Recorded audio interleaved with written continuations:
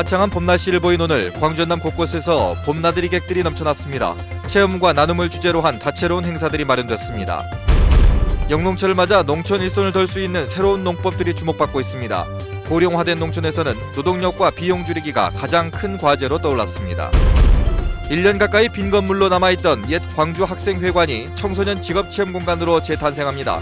내년 상반기까지 100억 원이 투입돼 청소년을 위한 새로운 공간으로 조성될 예정입니다. 일본 정부가 태평양 전쟁 당시 군수시설을 유네스코 문화유산으로 등재하는 것을 추진하고 있는 가운데 일제 강제 노역의 고통을 겪은 피해자들의 생생한 경험담을 듣는 자리가 마련됐습니다. 여러분 안녕하십니까? MBC 뉴스데스크 광주 전남권 소식입니다. 5월 황금 연휴 이후 맞는 주말에도 광주 전남 지역에는 다채로운 행사가 펼쳐졌습니다. 체험과 나눔이 함께한 행사장을 박민주 기자가 취재했습니다. 어린이들이 여수세계 박람회장 풍경을 주제로 그림을 그립니다. 어린이들의 열정만큼은 여느 하가 못지않습니다.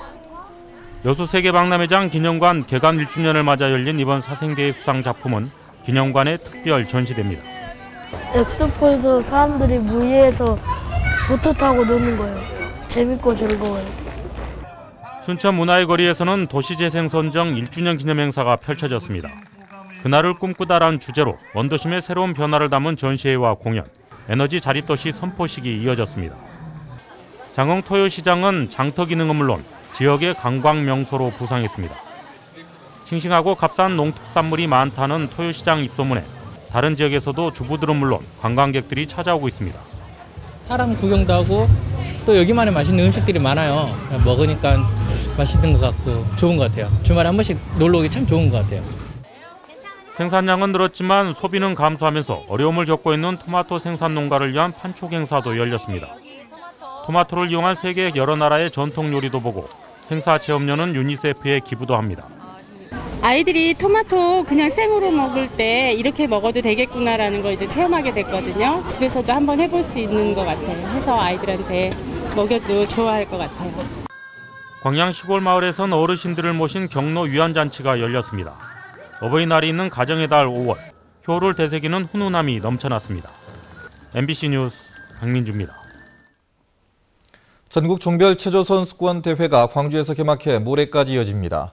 2015 광주 유니버시아드 기계체조 종목 테스트 이벤트로 치러지는 이번 대회에는 일반부와 대학부, 중고등학부 남녀 70개 팀 300여 명이 참가하고 있습니다.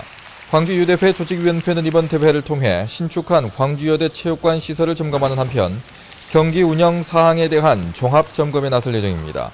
광주유대회 기계체조 경기에는 전 세계 45개 나라에서 350여 명의 선수단이 참가합니다.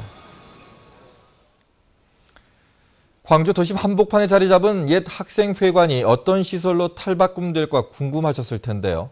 국비 지원이 확정되면서 내년 상반기쯤 청소년 직업체험 공간으로 재탄생될 예정입니다. 이계상 기자입니다. 아시아문화전당 개관을 앞두고 광주 도심은 하루가 다르게 변화를 거듭하고 있습니다. 이런 흐름에도 아랑곳하지 않고 옛 광주 학생 독립운동 기념회관은 1년 가까이 빈 건물로 자리를 지키고 있습니다. 8, 90년대 학생들이 주로 이용했던 도서관과 열람실은 손길이 닿은 지 오래입니다. 유동인구 자체가 많이 줄고 상권도 많이 줄어가는 것 같아요. 빨리 시행해줘서 좀 더 나은 상권이 이루어졌으면 좋겠습니다. 광주시는 이곳을 청소년 직업체험센터로 탈바꿈시키기로 하고 내년 상반기까지 113억 원을 투입할 계획입니다. 직업체험센터에서는 청소년 진로 상담과 교육 프로그램을 개발하고 청소년 창업 등을 위한 공간이 들어섭니다. 청소년들이 이곳에 와서 직접 직업을 체험하고 생활 기술을 익히는 그런 공간으로 운영할 계획입니다. 옛 학생회관 재건축 공사는 국토교통부의 그린 리모델링 사업으로 선정돼 국비 지원이 가능해졌습니다. 에너지 절감형 건물 시공을 위한 기술 지원과 함께 공사비가 추가로 지원될 예정입니다. 국가가 그 필요성을 인정했다는 그 의미가 있고 또 그 필요성을 인정했기 때문에 총 사업비 중에서 또 국비 지원을 받을 수 있는 근거도 확보됐다고 보겠습니다. 청소년들이 꿈을 키우고 소통할 수 있었던 이 공간이 옛 기능을 되찾을 수 있을지 주목받고 있습니다. MBC 뉴스 이계상입니다. 여수와 제주로 갈 여객선이 도입된 가운데 조건부 면허가 발급됐습니다. 여수지방해양항만청은 여수 제주 간 항로 면허 대상자인 한일고속에 올해 7월 말 취항을 목표로 내항 정기 여객 운송사업 조건부 면허를 발급했다고 밝혔습니다. 한일고속은 15,000톤급 카페리선을 지난달 일본에서 도입해 현재 수리 중에 있으며 취항할 경우 여수에서 제주까지의 운항 시간은 4시간 30분이 걸립니다. 낚시객 등 13명을 태운 어선이 바다에서 표류하다가 해경에 구조됐습니다. 오늘 새벽 0시 45분쯤 전남 여수시 남면 화태도 북쪽 0.5km 해상에서 9.7톤급 낚시 어선이 기관 고장으로 표류하다 여수해양경비안전선에 의해 선장과 낚시객 등 13명이 구조됐습니다. 해경은 출항한 지 20분 정도가 지나 어선의 해수 펌프가 작동하지 않은 것으로 보고 정확한 사고 경위를 조사하고 있습니다. 농촌의 고령화가 해가 갈수록 더욱 심각해지고 있습니다. 영농철이 다가오면서 농촌 어르신들의 걱정도 커지고 있는데요. 노동력과 비용을 덜 들이고 벼를 재배할 수 있는 농법이 선보여서 눈길을 끌고 있습니다. 최진수 기자입니다. 5일 동안 논에 물을 댔다가 하루 전에 뺀 논에 기계로 벽시와 비료를 한꺼번에 뿌리는 문헌전파 농법이 선보입니다. 마른 논에 벽시를 뿌리는 건답직파나 물을 댄 논에 파종하는 담수직파와 달리 잡초 발생과 쓰러진 피해를 줄일 수 있습니다. 농사 당국은 모를 키워서 논에 옮겨 심는 것보다 1헥타리에 노동력은 35%, 비용은 기계 이양보다 23% 가까이 절감한다고 분석했습니다. 우리가 사실 모를 이양하기 위해서는 한 4번, 5번 정도 이렇게 경운을 합니다. 그런데 그만한 또 일선이 줄어들기 때문에 도내에서 가장 문헌전파를 많이 하는 강진구는 오는 2017년까지 3,000헥타르까지 늘리기로 하고 기계 구입비를 지원합니다. 70%로 대폭해주고 그다음에 어느 정도 이제 확산이 될 때는 50%를 보조해줄 계획입니다.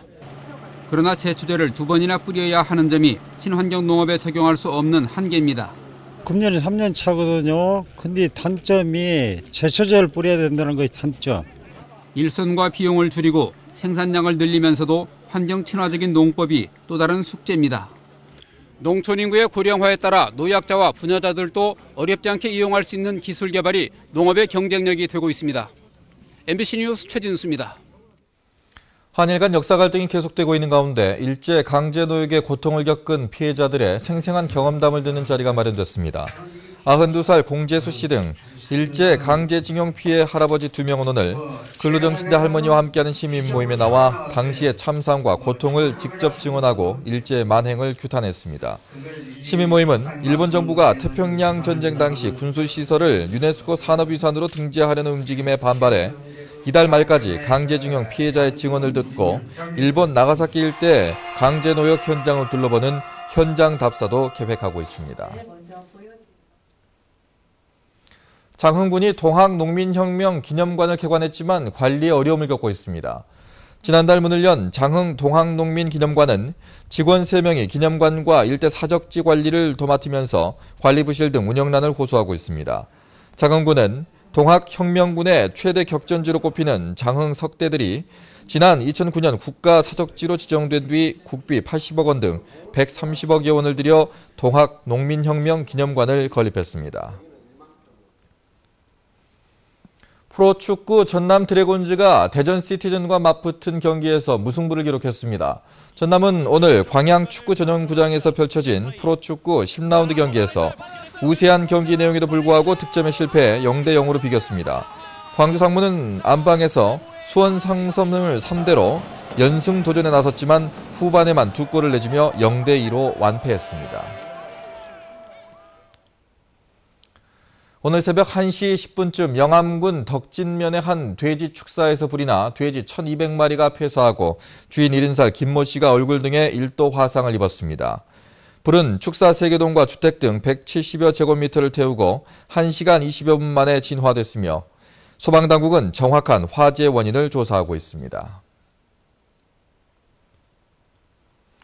오늘 새벽 4시 30분쯤 순천시 별량면 덕정리 영암 순천 간 고속도로에서 61살 홍모 씨가 몰던 스타렉스 승합차가 가드레일 들이받고 뒤집혔습니다.